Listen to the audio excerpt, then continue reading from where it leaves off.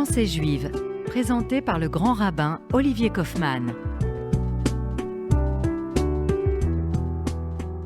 Très chers amis, chères auditrices et auditeurs de RCRJ, très heureux de vous retrouver pour cette nouvelle page de Chavouta dans laquelle nous allons poursuivre notre étude de la thématique du rêve de Jacob qui incarne à la fois victoire sur les angoisses et les peurs, mais aussi encore quelques failles, encore une fragilité. Rappelez-vous, la semaine dernière, j'évoquais avec vous la question des revendications de Jacob qui ne collait pas précisément avec tout ce qui avait été évoqué par Dieu dans le rêve, à savoir le pain et le vêtement. Et ce qui est assez étonnant, c'est que les rabbins positivent en disant s'il demande du pain, c'est qu'il a encore faim, et c'est bon signe.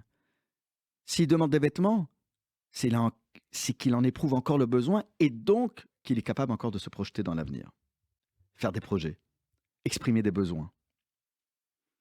Comme si Dieu, selon les commentaires, avait volontairement laissé la place à des revendications qu'il aurait pu évoquer au préalable dans le rêve, mais qu'il laisse exprimer par Jacob lui-même. Dieu est là encore capable de se faire tout petit, si je peux m'exprimer ainsi, pour laisser la place à Jacob, malgré les fragilités quelque peu tenaces et résistantes. Là encore, nous pouvons avancer dans cette étude comme pour dire que Jacob cherchait sûrement une raison encore pour se tourner vers Dieu. Et si c'est pour exprimer des besoins, ce n'est pas si dramatique que cela. Dieu n'a pas besoin de nos prières. Ça peut être choquant ce que je dis, mais il a besoin d'une expression authentique. Il n'a pas besoin que Jacob exprime un besoin de pain. Il connaît la situation humanitaire et précaire de Jacob. Et ce qui est intéressant, c'est que la prière de Jacob, si tant est qu'on puisse l'appeler prière, répond à une finalité très particulière. Il répond, en fin de compte, à un besoin humain. Dieu n'a pas besoin de savoir ce que Jacob exprime comme besoin. Il sait précisément celui qui scrute les cœurs et les reins des humains. Mais il pousse Jacob à aller au plus profond de lui-même pour exprimer un besoin qui le reconnecte à la réalité. Et c'est ça la force du judaïsme. C'est précisément légitimer l'expression de nos besoins matériels sans pour autant les censurer. L'équilibre doit être tenu, bien évidemment. Alors si dans le rêve de Jacob, Dieu ne répond pas sur la question du pain et du vêtement, il laisse volontairement Jacob s'emparer du problème, comme pour donner la possibilité à Jacob de s'extraire de sa torpeur et de bouger, de décamper de la maison de Dieu, de Bethel, pour pouvoir fonder une famille, pour pouvoir affronter un avenir quelque peu incertain. Et c'est cela la force du peuple juif. C'est ne pas se laisser obscurcir la vue par celles et ceux qui voudraient entraver notre liberté de circulation, notre liberté de penser. Alors oui, lechem, beged, ça peut sembler tellement basiquement matériel pour un homme comme Jacob, mais ça le rend encore plus humain et plus capable de se projeter dans l'avenir. Ici, Dieu n'a pas besoin de cette prière de Jacob, mais la finalité de tout cela, c'est précisément de nous ramener à la réalité, de nous permettre de nous connecter à lui par le biais de la vie réelle. Oui, demander du pain, ce n'est pas juste matérialiste, c'est comme pour se relier à la création du Dieu. Alors, Rabbi Shimon Bar Yochai, dans le traité talmudique Yoma, page 56a, s'exprime à l'intention de ses disciples. À la question qui lui est posée, pour quelle raison le pain n'est pas descendu une fois dans l'année pour que les stocks du peuple d'Israël en pérégrination dans le désert soient une fois pour toutes réglés.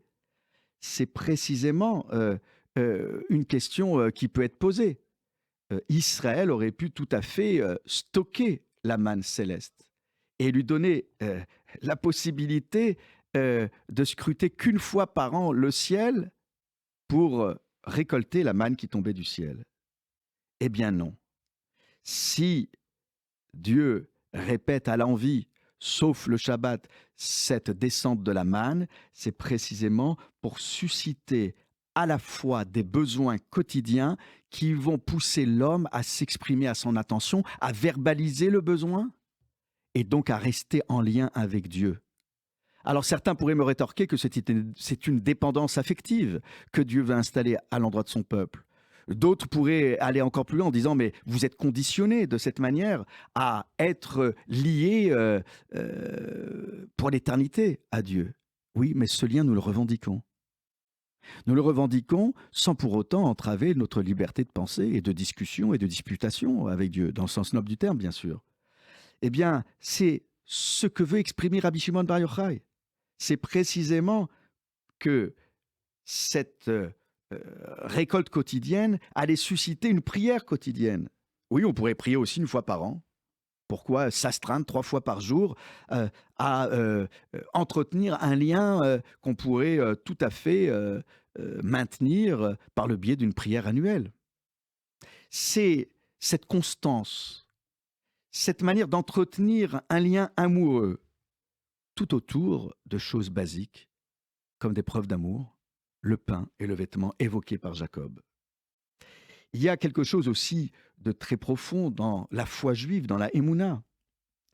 Euh, il est vrai que pour les philosophes juifs, Dieu préfère toujours que le monde puisse se conduire selon les lois de la nature, derech hateva, comme nous le disons. Mais parfois, il y a aussi ce qui peut être révélé de surnaturel. Que la manne tombe une fois par an, cela aurait réduit le miracle à une fois par an. Que le miracle soit vécu au quotidien, comme tous les matins où nous exclamons, nous nous émerveillons de choses anodines, comme le réveil du matin. Mais pour nous, c'est un miracle permanent.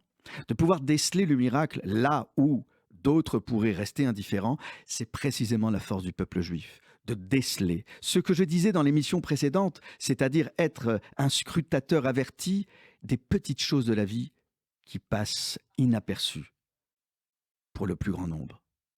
L'œil aiguisé, le regard aiguisé, la sensibilité accrue. C'est tout cela que Jacob révèle malgré le fait qu'il soit fatigué, épuisé, humilié. Le peuple juif, malgré toutes les brimades, n'a jamais cessé de retrouver cette capacité de se projeter dans l'avenir, tant pour les choses spirituelles que pour les choses matérielles. Si nous pourrions poursuivre l'étude de ces propos de Rabbi Shimon Bar Yochai à l'adresse de ses disciples, c'est tout simplement parce que il y a aussi dans ces propos des illustrations qu'il propose à travers l'histoire d'un roi fait de chair et de sang qui a un fils. Et là encore, il est là pour lui donner comme de l'argent de poche, un budget, bien évidemment qu'il pourrait lui donner pour l'année. Mais là encore, pour entretenir, susciter les retrouvailles quotidiennes avec son fils, alors il préfère lui donner de manière mesurée au quotidien. Oui, ça peut sembler, là encore, quelque peu retors et artificiel, mais croyez-moi, ce qui pourrait paraître artificiel sur un jour, 2 jours, ne l'est plus si on se retrouve au quotidien. Dans cette manière d'exprimer des choses basiques qui pourraient, aux yeux de certains, là encore, donner l'impression que notre relation est quelque peu artificielle. Mais non, il n'y a rien d'artificiel. On se nourrit de détails. C'est précisément parce que la manne tombe tous les jours que le peuple d'Israël a senti un lien avec Dieu au présent, éternel. Dieu voulait, aux yeux de ce rabbin, que le peuple d'Israël soit lié à lui au quotidien. Alors vous voyez, dans notre thématique des failles, à l'origine de nos failles, ce qui est intéressant, c'est que ces failles révèlent à la fois notre capacité à rebondir et à chercher en nous des ressources insoupçonnées, mais surtout parce que ces failles nous permettent d'évoquer des manques. Et si nous évoquons des manques, alors nous avons besoin de l'autre. L'autre n'étant pas juste Dieu, l'autre, ce sont nos parents, nos enfants, nos conjoints. L'autre, ce sont nos partenaires de vie, professionnels, amicales, amoureuses. Oui, parfois, c'est autour de petits projets qui semblent quelque peu anodins que se tisse le lien de l'éternité, les petites choses de la vie. Ici, nous comprenons mieux donc pourquoi Jacob s'exprime avec autant de force sur ce qui pourrait paraître complètement anodin, du pain et un vêtement. Je vous retrouve tout de suite après la pause musicale. Nous voilà de retour après cette pause musicale. Nous pourrions, après avoir vécu la figure de Jacob dans sa vulnérabilité, dans ses failles, retrouver une autre type d'expression. C'est la prière d'Isaac. Rappelez-vous, Isaac confronté à la stérilité du couple, eh bien, va exprimer une prière dont on ne connaît pas le contenu. Par contre, on en connaît le positionnement. Le Nochachishto, en présence de sa femme, face à sa femme. Et Rachid, dans son commentaire, nous explique qu'en fin de compte, chacun priait pour l'autre, en face de l'autre, d'un coin à l'autre du même endroit. Rappelez-vous, la première fois que Isaac et Rebecca vont se rencontrer, cette rencontre s'opère dans un cadre particulier puisque Isaac est en train de méditer. La Souar Bassadé, discuter. Alors on ne sait pas trop avec qui. Certains rabbins pensent qu'il communie avec la nature. D'autres disent qu'il s'agit de la prière de Mincha, de l'après-midi. D'autres disent encore comme un Bravanel qu'il cultive, qu'il jardine. Ce qui est sûr, c'est que quand il lève les yeux, il voit. Il voit Rebecca arriver, au plus tôt, comme dit le texte, toute la caravane arriver avec les chameaux.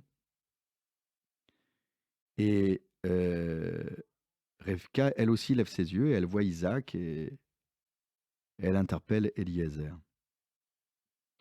Elle interpelle Eliezer parce que elle voit bien que dans le champ se déroule quelque chose de particulier.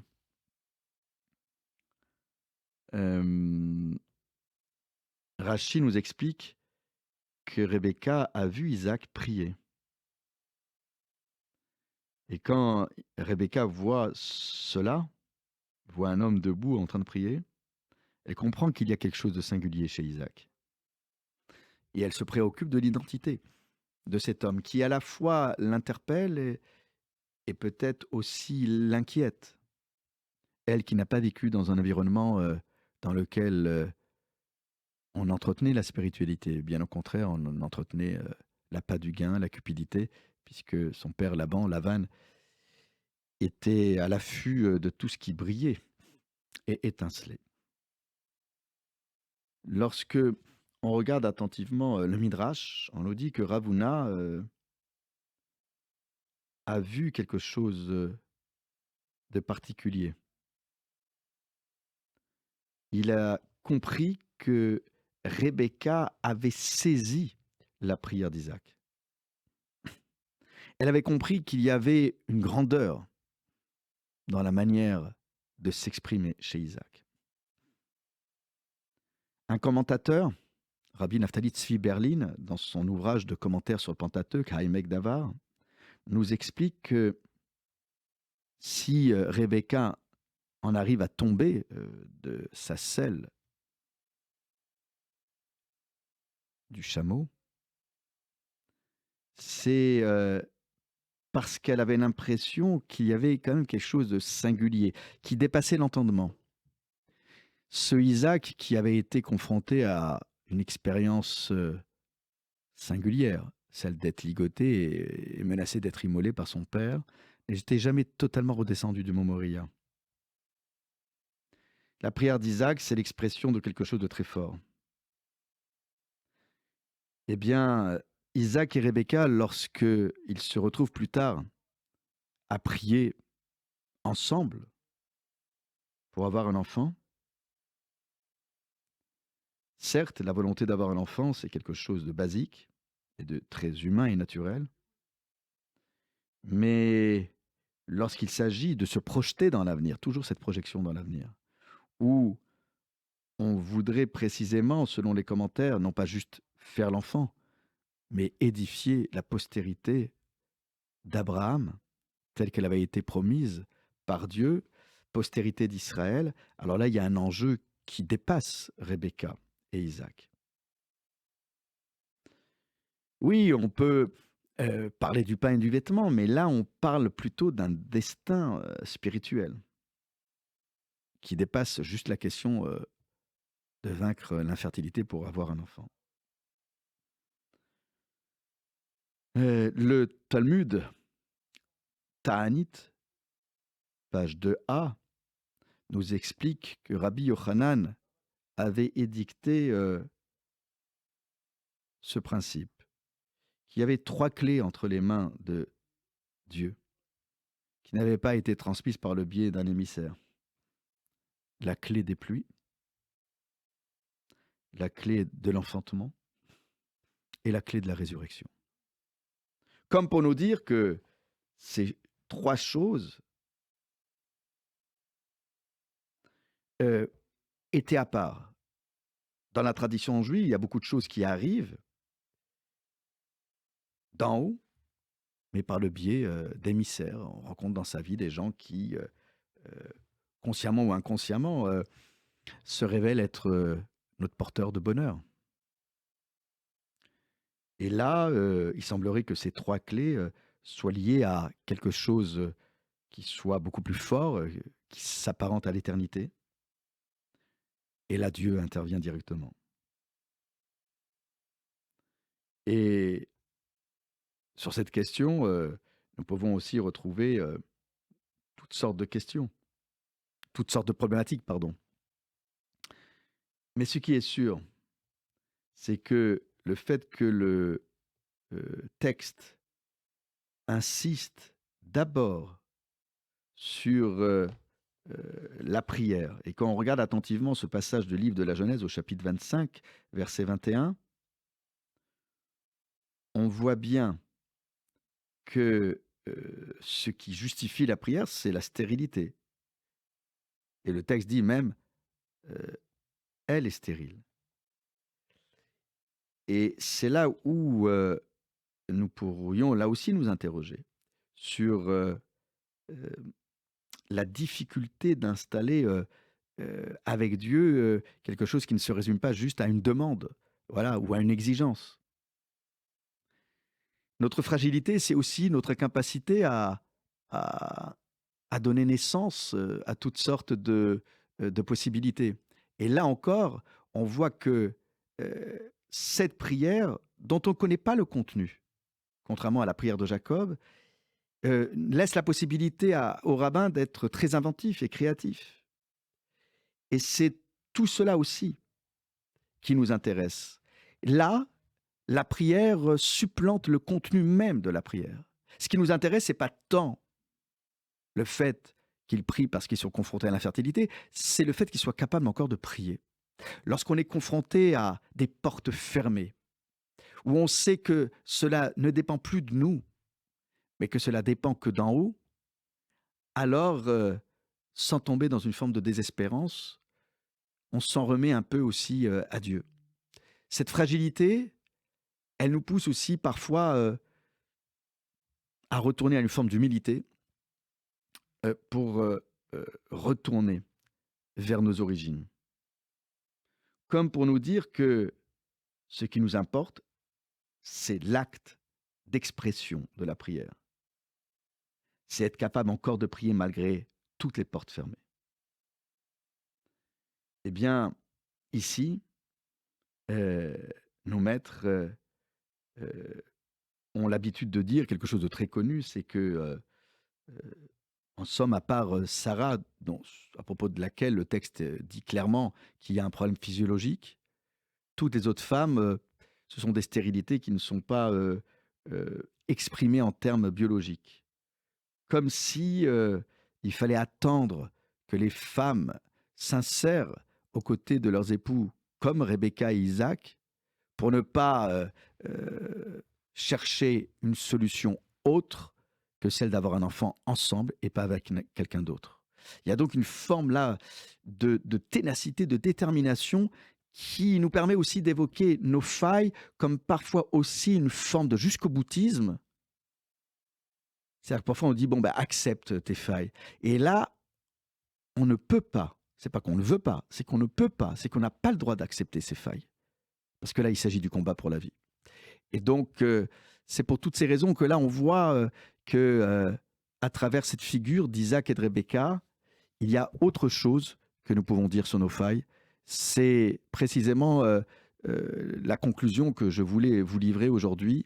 C'est que parfois, il faut aussi laisser ces failles s'exprimer et parfois, il faut dire non à nos failles. Et il faut décider que ces failles doivent être balayées d'un revers de main. Certains pourraient me rétorquer que c'est une forme de déni. Eh bien, parfois, nous pouvons aller droit devant, non pas dans le mur, mais vers la vie. Rien que vers la vie. Mes chers amis, je vous souhaite un bon Shabbat et à très vite. Shabbat Shalom.